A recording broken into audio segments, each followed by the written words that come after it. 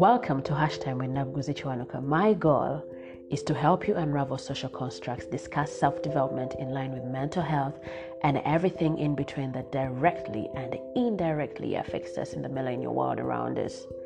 What do you get from this? Living a healthy and purposeful life that encourages you to set your eyes on your wildest goals. I am your host, Nabuguzi Kiwanuka, a lawyer, founder, stroke team lead of Equate Foundation, a lover of conversations, and a professional unraveler of social constructs. I am so excited to welcome you to the new season of this podcast. If you're hearing my voice for the first time, welcome to this podcast. And if you're a return subscriber, welcome back to yet another season of insightful and unraveling conversations. Last season was a bang. I came as an amateur, very unsure of how I was going to serve you, but I did it anyway. And by the time the year came to a close, I'm not sure if I'm supposed to call myself a pro, but I think I'm yet to get there, inshallah. 13 episodes were published, and in these were different conversations ranging from how to set New Year goals. And this is in episode 1. In this episode, I emphasize the need to increase emotional intelligence, and this proved to be a major necessity for us to survive the gauntlet 2020 was. Much as we survived the all things turbulent 2020, emotional intelligence is a skill I'll still emphasize in this year and for the rest of my life. And from this year on, you may have to call me emotional intelligence mama. I'm serious, I really am. And yes, we shall have dialogues on this crucial subject in detail. The core subject last season was mental health. And again, because it was 2020, no one left without their mental health checked.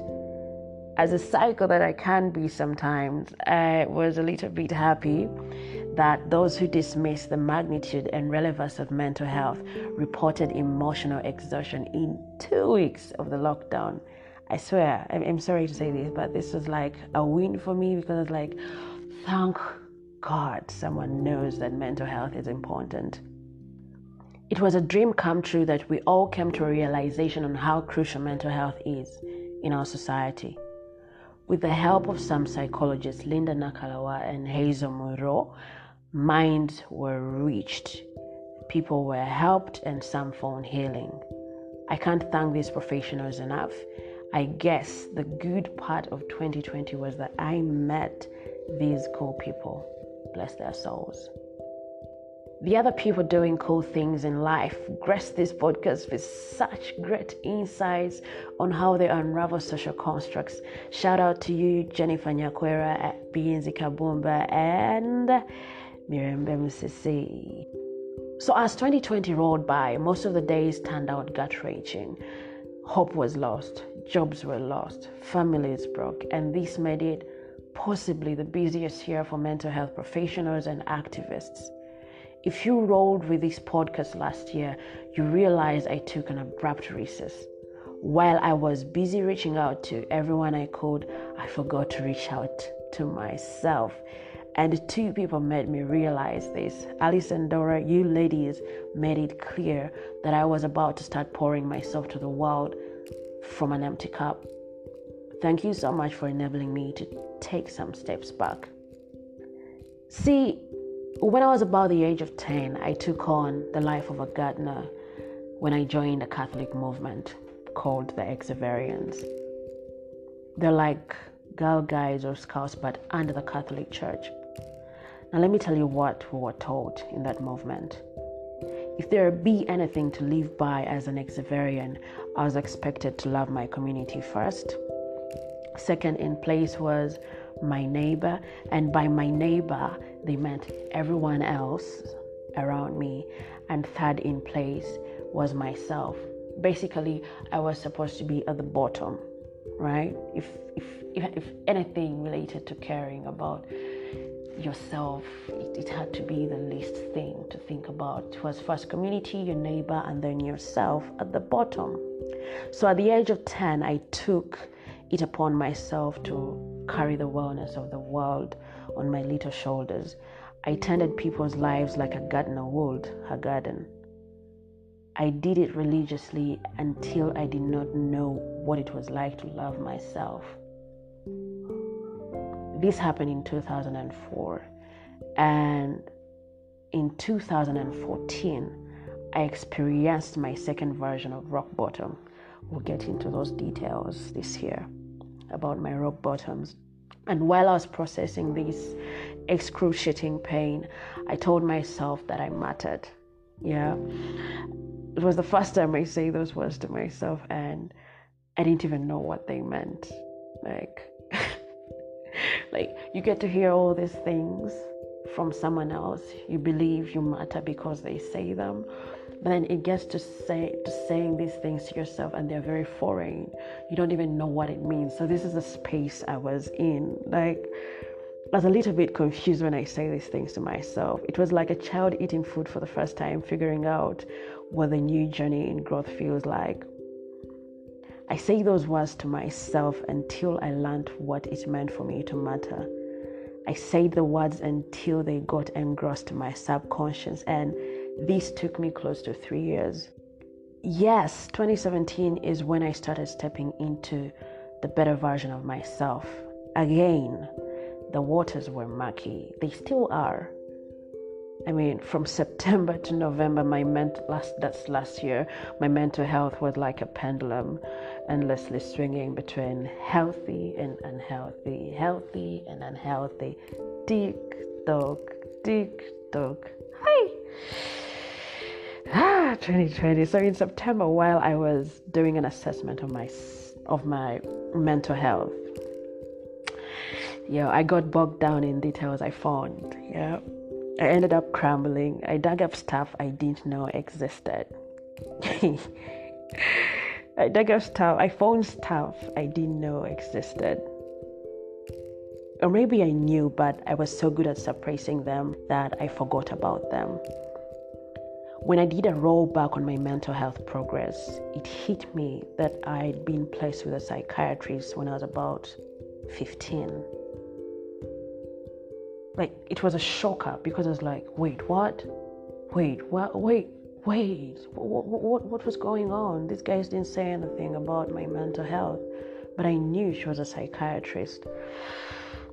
And she was mean. Jesus Christ. She was mean, but I only noticed her meanness in this moment of recollection. So the pain that I was supposed to feel 12 years ago bubbled up in September last year. Terrible moment it was for me, but thanks to Hazer and Michelle of Mindful Conversations, I got placed with a therapist, and you guys, it was an achievement for me to cry in front of someone. Like, what? It felt good. I couldn't believe I was crying before someone, and my tears were rolling down uncontrollably, and she was just acknowledging my pain. You guys, I didn't know what it felt like for me to listen to you guys, but okay, that's silly. To be on a serious note, I didn't know what it felt like to be there for someone. I knew people needed. I always do it. But when I had this moment with a therapist last year, it was so good. Like, I don't even know how to explain it. I wept all the heart. I wept all the heart out I suffered from possibly the age of 5 to my 20s. I felt like I underwent some sort of cleansing. We need to normalize therapy. I can't say this enough. We need to normalize therapy.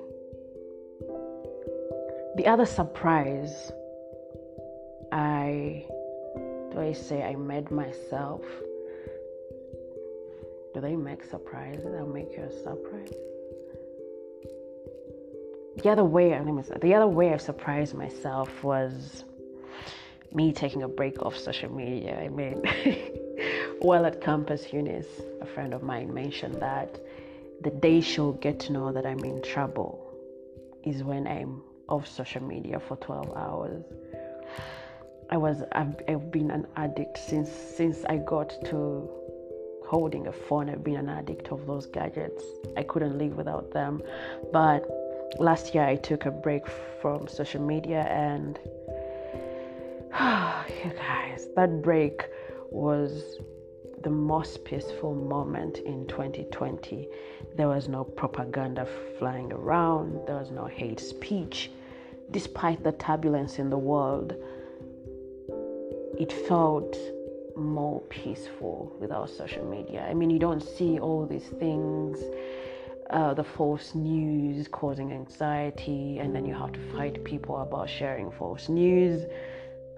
That week, Jesus, the week was really good. We need to take that into practice. We need to have a break of social media. I hope, and I would love to hear from different people's experiences about their breaks. So for you that subscribed to this podcast in 2020, you noticed that I took an abrupt break. I just talked about it. It was for me to refuel, to do the things I advocate for, to love myself while I love you, and finally to serve you from my cup's overflow. I mean, these are things I was preaching through the year, and I just wasn't putting them into practice. What's that song? If you practice what you preach, would you turn the other cheek? Yeah, so it was time for me to turn the other cheek, help myself while I helped you guys. So what's changed this season? Nothing much save for bringing you more conversations society is silent about, and interviews with cool people doing cool things. And because I took an abrupt recess on you guys, as an apology, we shall have episodes published weekly throughout the month. This month of February, make sure you're subscribed in the podcast platform of your choice so that you don't miss out on any of the episodes. And as the episodes come about, feel free to share your insights about what connected with you. I live for these conversations. I don't want this to be a monologue. Do share your insights on what connected with you from the published conversations. On social media, we are hashtag with Nabuguzi Kiwanuka on Facebook and Instagram, and on Twitter, our handle is at HTNK Podcast. Catch you on the next episode.